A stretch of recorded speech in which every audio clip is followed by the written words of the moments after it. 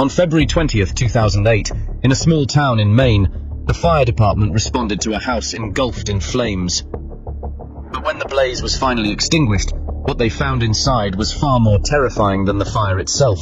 A scene of multiple dead bodies revealed a chilling truth. This tragedy was no mere accident.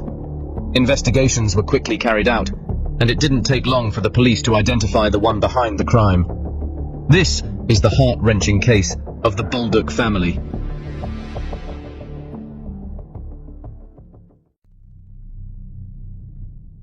In today's case, you'll learn about the story of someone who appeared normal to the outside world, but was far more tormented than anyone noticed.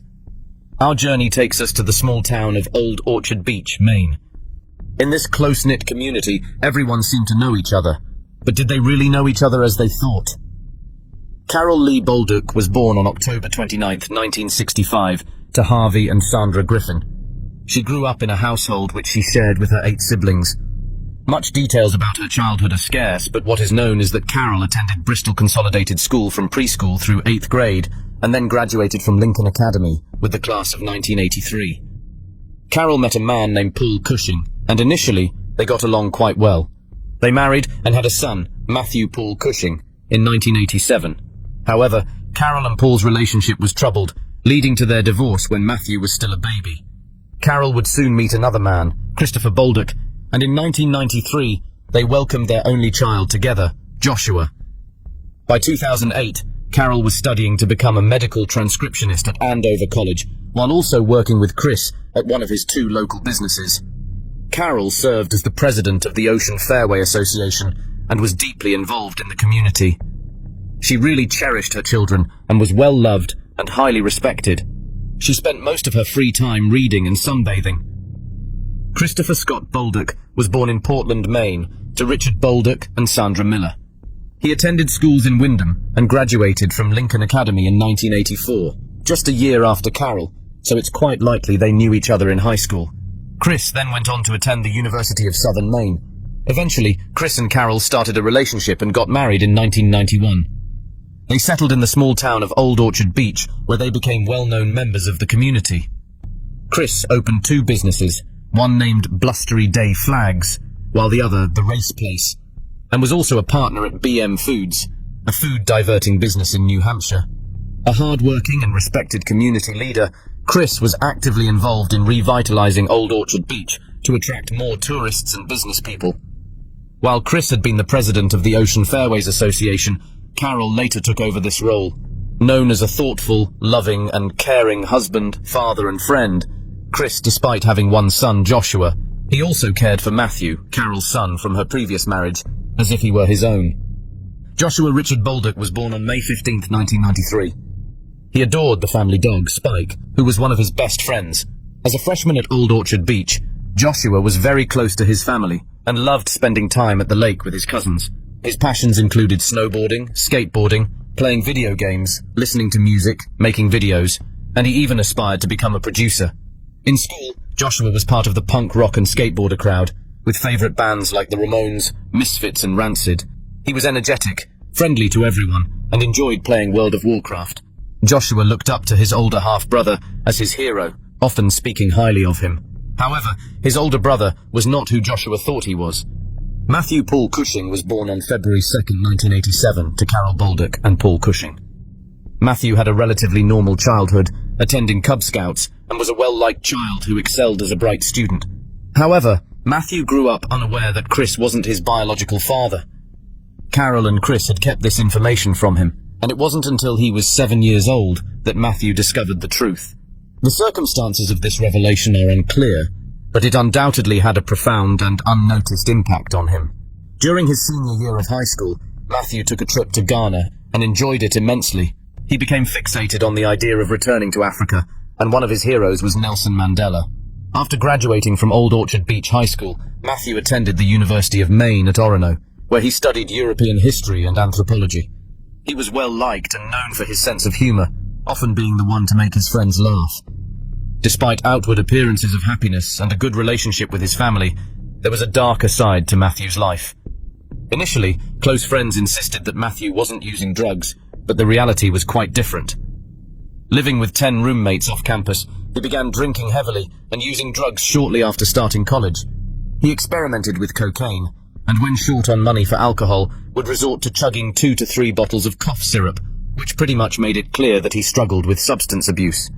At 22, before his senior year, he decided to take some time off to backpack through Europe to visit a friend, or at least that's what he told his parents. You see, Matthew relied heavily on his parents for financial support for nearly everything, and when he asked them for money to fund the trip, they agreed.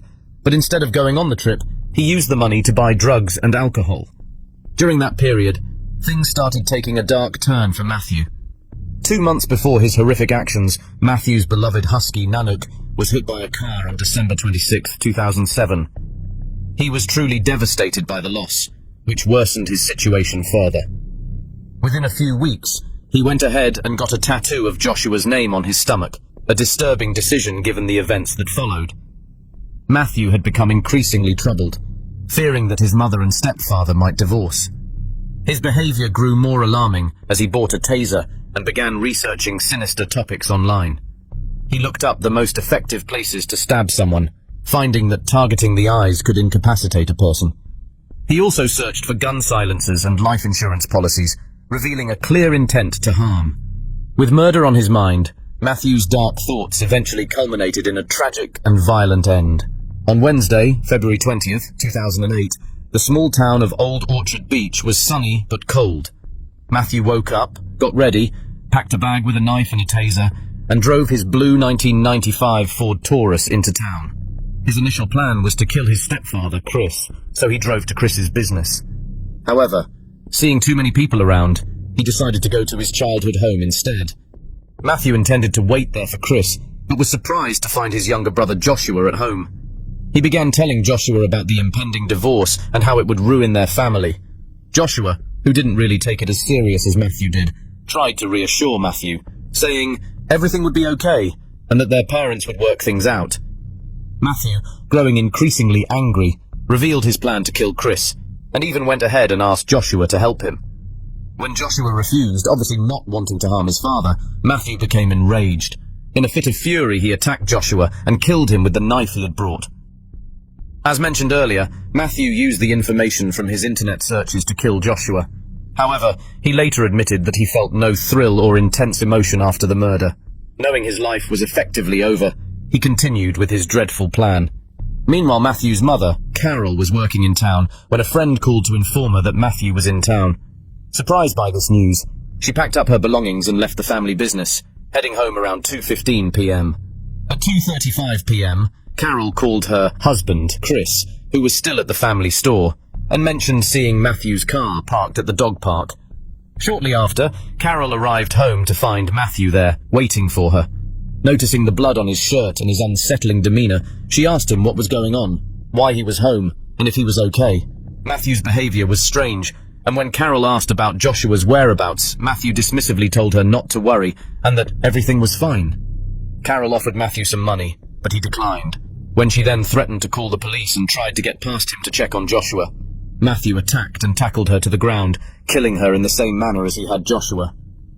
He then dragged her body to Joshua's bedroom and waited for the last member of their family, Chris. As he waited, Matthew paced around, ranting and blaming Chris for all their problems and for forcing him to kill his family. He was also disturbingly happy and excited, eagerly anticipating Chris's arrival. Meanwhile, at 3:30 p.m., Chris was trying to call Carol and Joshua, but received no response. Growing increasingly worried, he decided to go home to check on them. A good family friend who worked at Chris's store was aware of the situation, and he told Chris that if he didn't hear from him within an hour, he would call the police. Shortly after this conversation, Chris left for home, but upon arriving, he was sneakily attacked by Matthew. Matthew used the stun gun he had purchased to incapacitate Chris before taking his life. But his spree wasn't over. As mentioned earlier, Joshua had a dog named Spike that he loved so much and regarded it as his best friend. Well, Matthew callously walked down the hallway to the dog's cage and also stabbed Spike to death. He then proceeded to set multiple fires in different parts of the house, seemingly attempting to burn it down.